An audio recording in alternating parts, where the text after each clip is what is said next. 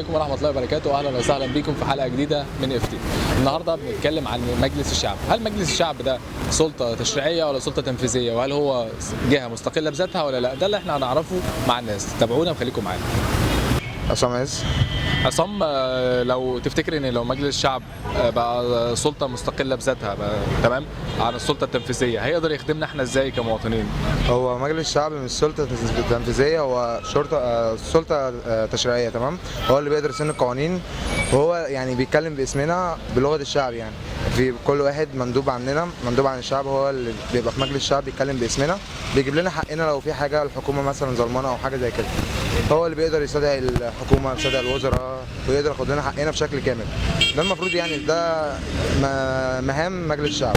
كريم السيد، تانية لغات شرقية، آداب عين شمس. كريم، لو قلت لك ان مجلس الشعب لو كان سلطة تشريعية مستقلة بذاتها هيقدر يخدم المواطن ازاي عن هو المفروض ان هو اول حاجة بيقدر يخدم بيها المواطن ان هو بيبقى اول حاجة هو المتعمق وسط الشعب، ان ساعة الحملة الانتخابية وكده المرشحين مجلس الشعب دول هم اللي بينزلوا وبيشوفوا مشاكل الناس والمفروض بيناقشوها. يعني يا كريم، لو ان مجلس الشعب ده سلطة تشريعية مستقلة عن السلطة التنفيذية هيقدر يخدمك انت ازاي كشاب فيه؟ هو شايف المشكلات وبيبقى وسط هو المشكلات اللي الانسان فيها وبيقدر يحلها، وبيحاول ان هو يقرب وجهات النظر ويناقش المشاكل دي بكل موضوعيه عشان تتحل.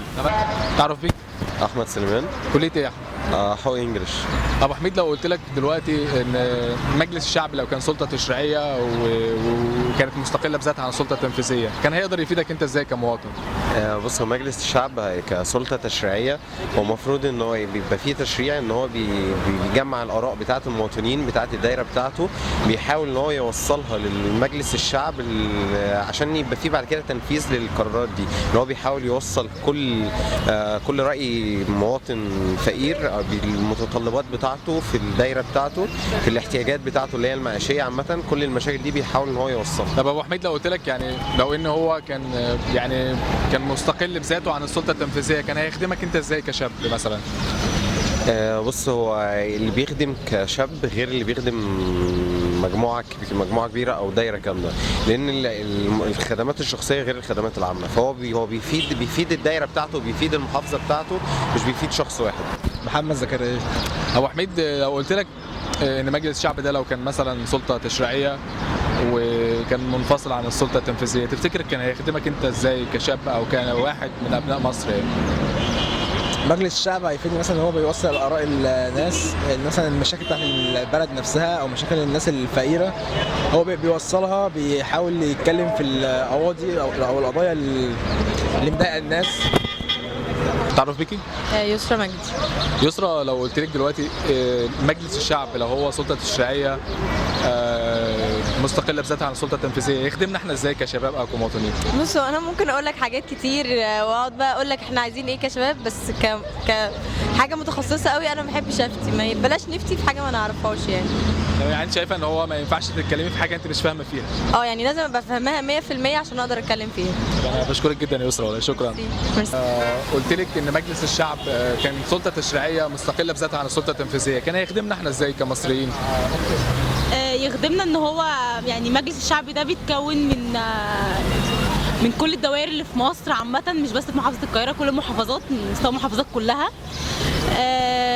هيخدمنا ان هو يوصل صوتنا، يعني احنا الشعب عامة، يعني عايزين حد يوصل صوتنا للحكومة، فهو من خلال مجلس الشعب احنا صوتنا بيتوصل للحكومه.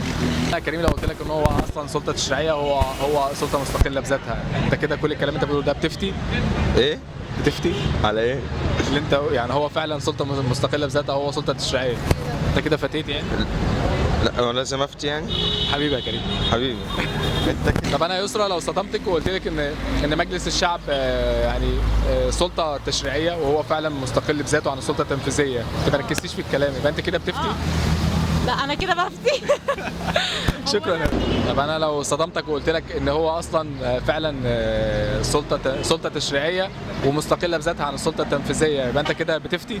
سلطه تشريعيه مستقله بذاتها السلطه التنفيذيه، يبقى انت كده بتفتي؟ هما الاثنين مع بعض، ما لازم الاثنين بيشتغلوا مع بعض. ايوه انا فاهم، انت كده اللي انت قلته ده ملوش علاقه باللي احنا قلناه. ازاي؟ مجلس الشعب